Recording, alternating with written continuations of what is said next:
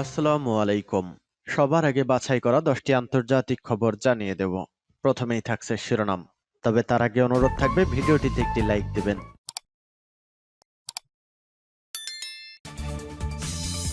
দখলদার ইসরায়েলি বাহিনী এবং ফিলিস্তিন পুরোদমে যুদ্ধ চলছে। জানিয়ে দেব হাতে থাকা সর্বশেষ আপডেট আন্তর্জাতিক সংবাদ। প্রথমেই সংবাদ শিরোনাম। সিরিয়ায় ইসরায়েলি হামলায় পিআইজের শীর্ষ কমান্ডার সহ নিহত 4। এরপর জানিয়ে দিব বিস্ফোরক বোঝাই ইসরায়েলগামী জাহাজ আটকে দিয়েছে নামিবিয়া।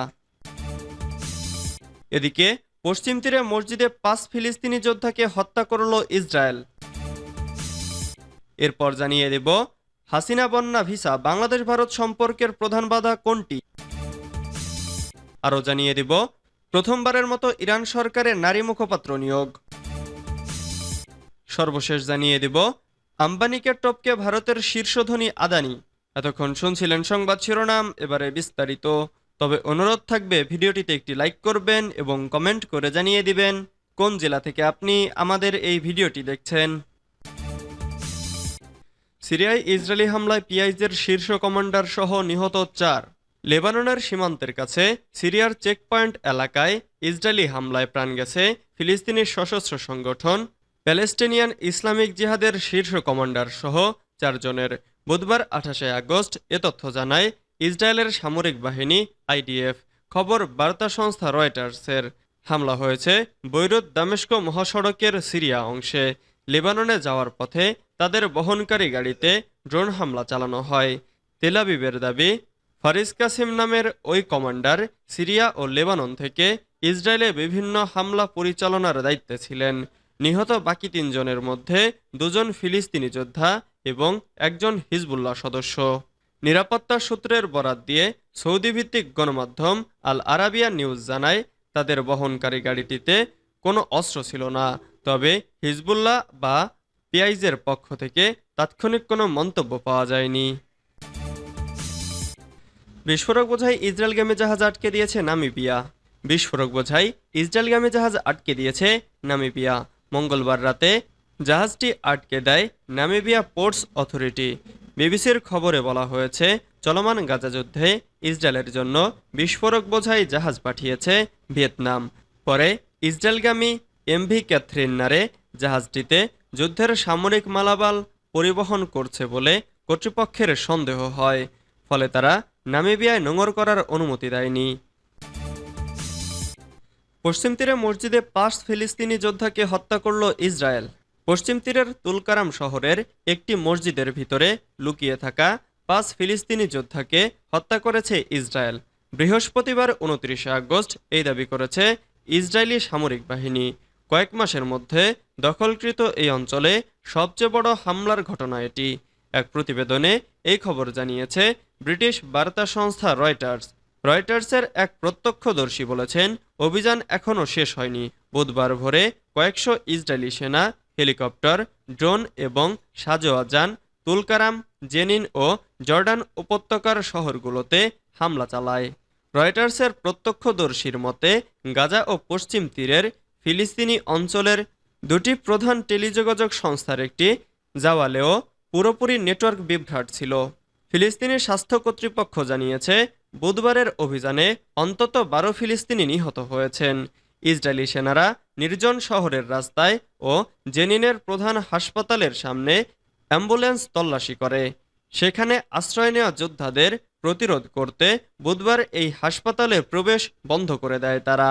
ইসরায়েল বলেছে তুলকারাম মসজিদে নিহত 5 জন যোদ্ধার মধ্যে একজন ছিলেন মুহাম্মদ জাব্বার। আবু সোজা নামে পরিচিত এই যোদ্ধা শহরের পাশের নূর শামস শরণার্থী শিবিরে যোদ্ধাদের একটি নেটওয়ার্কের প্রধান ছিলেন।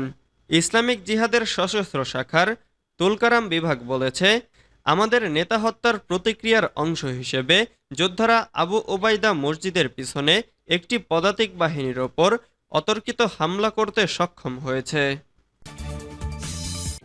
হাসিনা বন্যা ভিসা বাংলাদেশ ভারত সম্পর্কের প্রধান বাধা কোনটি?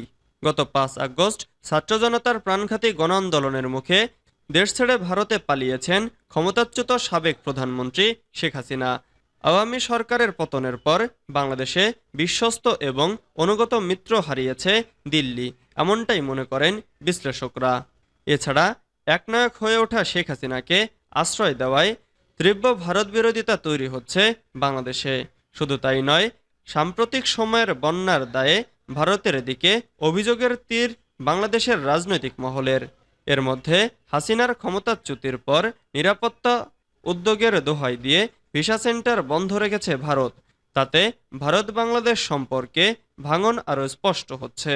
হাসিনাকে আশ্রয়, বন্যা ও ভিসা সেন্টার বন্ধ রাখা, এই তিন ইস্যুতে বাংলাদেশ ভারত দ্বিপাক্ষিক সম্পর্কে কোনটি সবচেয়ে বড় বাধা? 29 আগস্ট হাসিনা ফ্লাডস ভিসাস হোয়াটস ট্রাভেলিং ইন্ডিয়া বাংলাদেশ রিলেশনস শিরোনামে একটি প্রতিবেদন প্রকাশ করেছে আল জাজিরা। যুগান্তরের পাঠকদের জন্য সেটা এখানে তুলে ধরা হলো।